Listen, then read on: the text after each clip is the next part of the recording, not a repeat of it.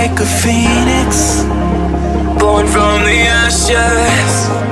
I take care of my own. Torn down where assassin, you can't suffocate my spirit. Cause I'm the king of my own throne, my own throne. King of my own throne, my own throne. Yo tout le monde, c'est avec Jeux vidéo, on se retrouve pour une nouvelle vidéo, j'espère que tout le monde va bien. Pour ma part, ça va plutôt super bien.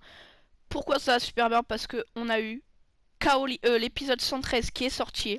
Donc un magnifique épisode, j'ai trouvé. Même si bon, il y avait que du combat. C'était un peu coupé par des dialogues entre Whis et Champa. Whis et Beerus et Champa et Beerus. Donc un assez bon épisode dans la somme, je dirais moyen, voilà. Donc on va tout de suite commencer la review. Donc l'épisode commence comme avait fini le 112, donc avec Caulifla qui élimine les trois, enfin qui dégage les trois robots. Donc ces trois robots vont peut-être fusionner dans l'avenir, enfin s'assembler et créer un méga robot de la mort qui tue, tu vois. Donc ça, j'en parlerai peut-être aussi. Ma théorie était fausse, on n'a pas eu de cas de Caulifla et CJ3 dans cet épisode. Peut-être dans l'épisode 114, j'espère encore. Donc voilà, on verra bien dans l'épisode 114. Donc un combat entre Goku et Caulifla s'amorce. Donc Caulifla se transforme en SSJ2. Goku qui est trop fatigué ne peut pas et reste en état normal fatigué. Donc pas très puissant. Ensuite, Champa dit à Caulifla de profiter de la faiblesse de Goku pour l'éliminer. Et Beerus lui dit mais t'es débile ou quoi? Comment veux-tu battre Jiren après? Et là t'as Champa au calme, il lui répond mais il n'y a pas besoin de battre Jiren, hein. Si on reste plus que lui, on gagne, puisque si t'as le plus grand nombre de participants sur l'arène, tu gagnes. Donc il n'y a pas besoin d'aller frotter Champa, et ça, Beerus, il y pensait plus. Ensuite, on a le combat qui commence, donc un petit avantage pour Goku sur le début du combat. Pourquoi? Whis va nous l'expliquer, parce que Goku ne fait pas... est un grand maître des arts martiaux, et que Caulifla utilise la technique des combats de rue. En gros, elle réfléchit pas quand elle se bat. Bon, ça s'appelle l'ultra instinct, mais elle l'a pas débloqué. Donc en gros, elle met des coups à l'aveugle et tout. Donc ça, c'est pas très pratique et elle arrive pas à toucher Goku. Donc on a une deuxième partie de combat aussi où là Goku se transforme en Super Saiyan 2. Et donc, non, pardon, il reste en forme normale avant. Et là, il se bat toujours contre Caulifla. Et Caulifla revient parce qu'elle a dit je veux pas me faire avoir deux fois. Goku lui dit oui, bien sûr, j'aurais dû m'en douter. Puis Goku sort une nouvelle technique où il fait des reflets de lui. Caulifla attaque le mauvais reflet et Goku l'attaque par derrière, voilà. Ensuite t'as Caulifla qui nous sort une attaque Crush Ball. Donc cette attaque touche Goku. Et ensuite Caulifla fait un tour autour d'elle avec ses jambes et pef, elle tape Goku. Et là Goku prend assez cher. Donc Goku va être forcé de se transformer en SSJ2. Donc là, ça sera un combat plus équitable, même si Caulifla reconnaîtra que Goku a une grande puissance. Elle est pas loin de Goku. Donc on a des échanges. Caulifla qui balance des crush balls et Goku qui balance des petites boules de ki. Des échanges niveau coup corps à corps. De très beaux échanges. Ensuite on a une petite scène d'humour entre Whis et Beerus.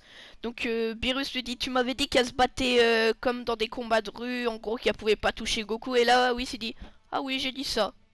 Et bah moi ça m'a bien fait rire. J'ai trouvé une petite complicité entre les deux personnages, donc toujours aussi sympa de voir. Ensuite on a Goku qui dit à Caulifla qu'il en revient pas qu'elle soit devenue aussi forte, qu'elle ait autant progressé en si peu de temps.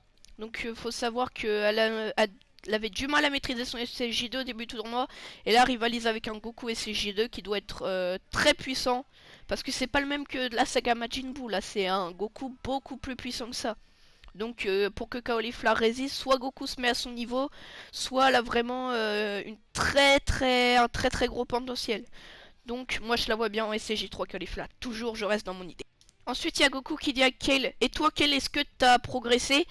Et en gros t'as Caulifla qui dit à Kale, viens nous rejoindre, on va apprendre le SCJ3 ensemble. Donc vraiment on a on dirait que Goku c'est le prof, et puis il y a les deux élèves en face de lui, donc ça c'est assez sympa. Parce que faut se dire qu'avant c'était Goku et Kame Sennin, c'était Kame Sennin le maître et Goku l'élève. Maintenant c'est Goku qui est maître et il a des élèves sous sa charge. Donc j'aime bien J'aime bien voir ça, je trouve qu'il y a une belle évolution du personnage. Ensuite, on a Beerus qui dit en gros que Goku est complètement con d'avoir appelé Kale parce que déjà qu'avec Caulifla c'était un peu dur. Donc là, avec Kale, Beerus était fou là. Il était en mode. Et de l'autre côté, Champa lui. Il est tout content, il est en mode allez, à vous deux, vous allez le défoncer le Goku. Mais en fait, je pense que Champa il a pas compris que Caulifla et Kale veulent surtout progresser avec Goku, pas trop l'éliminer. Elles veulent surtout comprendre les transformations et les apprendre pour devenir plus fortes. Donc ça, Champa le comprend pas, et puis bah Champa il reste en mode éliminez-le, vous pouvez le faire, allez, voilà.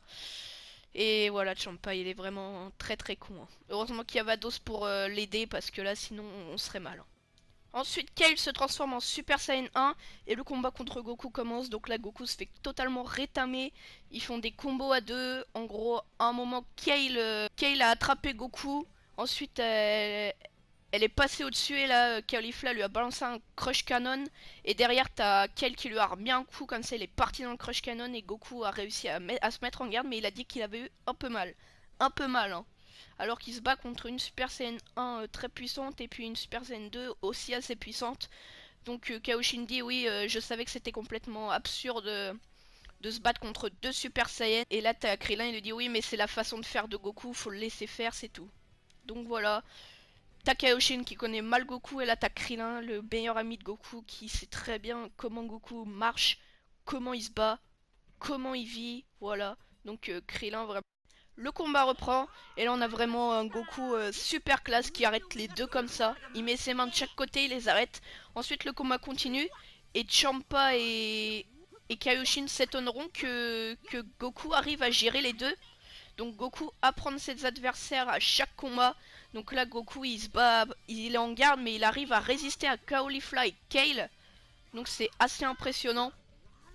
Et puis Kame Sennin parle de l'ultra instinct. Il dit ce ne serait pas cette chose là que Goku est en train de faire. Là Beerus dit l'ultra instinct. Et Whis dit non c'est pas possible. Mais certains dieux ont du mal à maîtriser le Migate no Go. Et ensuite on a Whis qui dit oui mais c'est pas possible, Goku ne peut pas maîtriser le Migate no Gokui aussi facilement. Et là t'as Beerus qui est soulagé heureusement sinon il serait de plus fort que moi. Et Whis rajoute que les sens de Goku sont en train de s'affûter grâce aux attaques de Caulifla et Kale. Après les attaques de Caulifla et Kale, on voit Goku qui n'a rien senti. Et derrière cette fumée, qu'est-ce qu'on voit? Goku SSJ3. Donc là t'as Kale et Caulifla qui sont ultra surprises à fond. C'est ça le SSJ3. Et là t'as Goku qui revient au SSJ2. Donc elles sont surprises, elles sont en mode mais qu'est-ce que tu fais? Il dit cette transformation consomme beaucoup de ki. Et je ne peux pas me permettre d'en perdre. Ensuite Kale qui essaye de faire le SSJ3. Ça donne qu'elle se transforme en SSJ Berserker par colère parce qu'elle n'arrive pas à se transformer en SSJ3. Donc SSJ Berserker, Caulifla SSJ2 et Kale SSJ Berserker vs Goku SSJ2 fatigué. Donc à mon avis va falloir de l'aide. Pourquoi pas Gohan et Piccolo qui se seraient débarrassés des deux Namek et qui viendraient aider Goku, même si je pense que Gohan SSJ2 et Mystique et Piccolo ça va pas faire l'affaire. Mais on en apprendra plus dans l'épisode 114.